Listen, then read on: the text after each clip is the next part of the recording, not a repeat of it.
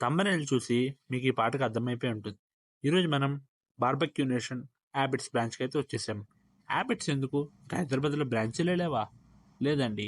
Express lunch offer ఈ Hyderabad habits బ్రాంచ్‌లో మాత్రమే ఉంది. పదండి వీడియోలోకెళ్ళి చూసేద్దాం అసలు ఏమేమి ఉన్నాయో. ముందుగా మీకు చెప్పినట్టే ఈ లంచ్ అనేది మనకి ₹449 ఎక్స్క్లూజివ్ ట్యాక్సెస్. ఇంకా ఐటమ్స్ వివరాల్లోకి వచ్చేస్తే ముందు సూప్స్‌తో స్టార్ట్ చేస్తే veg soup and non veg soup. Non veg వాళ్ళకి non veg soup, chicken soup అనేది ప్రొవైడ్ చేయడం జరుగుతుంది. ఇక్కడ ఫేమస్ వచ్చి మనకి స్టార్టర్స్. అసలు బార్బీకి అందరికీ వెళ్ళేది స్టార్టర్స్ కోసం.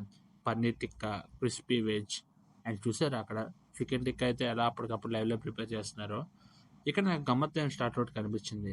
చికెన్ కీమాని బన్లో పావలా రెడీ చేసి దాని పేరు చెప్పారండి, పావు చికెన్ సంథింగ్ ఏదో ఇలా వేడివేడిగా హీట్ చేసి మనకైతే ఇస్తున్నారు.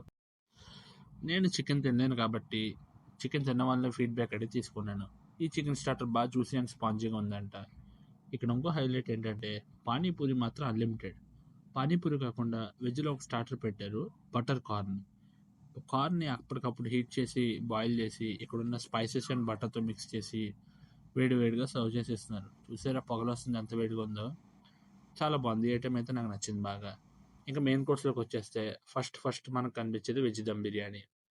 ఫ్రైడ్ ఆనియన్స్ ఎక్కువ కనిపిస్తున్నాయి, కొద్దిగా మసాలా ఎక్కువైనట్టుగా ఉంది చూడడానికి.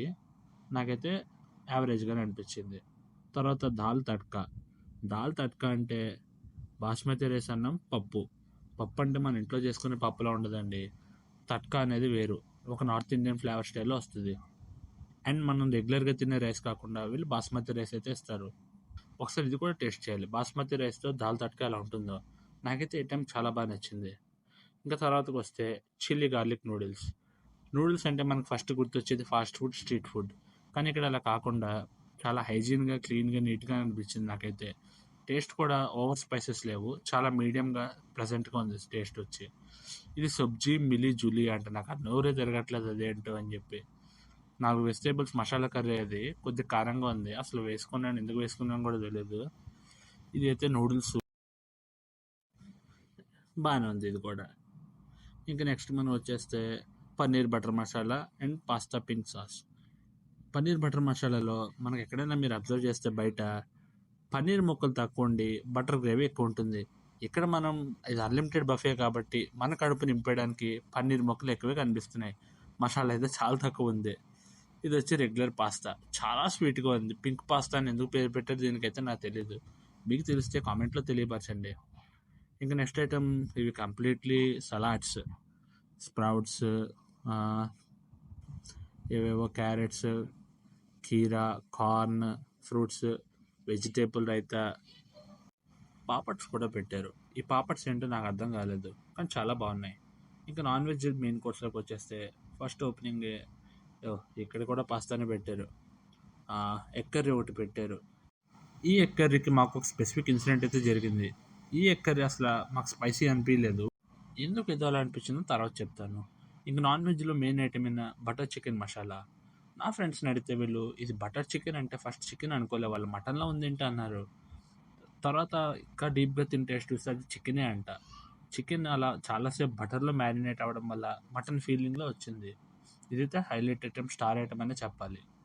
ఇంకా చికెన్ దమ్ బిర్యానీ. వెజ్ వాళ్ళకి వెజ్ బిర్యానీ ఉంది కదా, మరి చికెన్ వాళ్ళకి దమ్ బిర్యానీ ఇవ్వాలి కదా.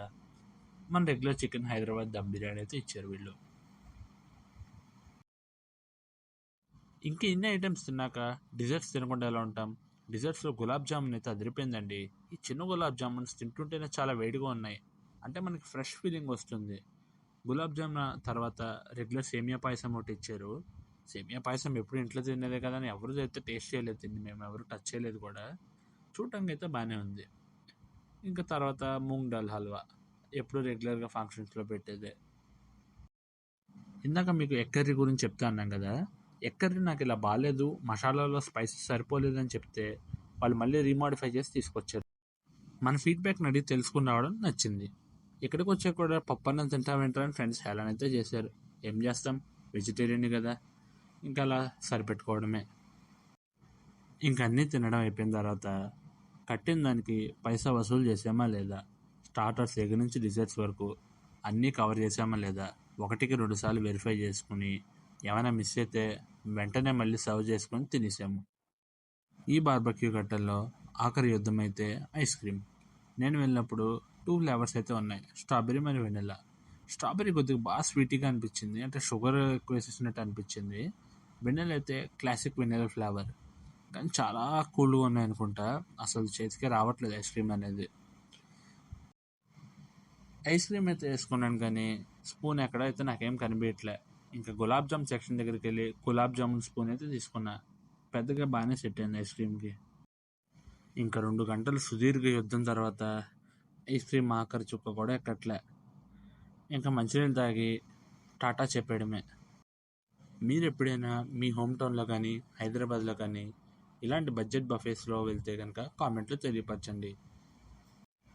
అంతేకాకుండా వీడియోని లైక్, షేర్ మరియు సబ్స్క్రైబ్ అయితే చేయండి. ఛానల్ని సబ్స్క్రైబ్ కొట్టిన తర్వాత బెల్ ఐకాన్ అయితే ప్రెస్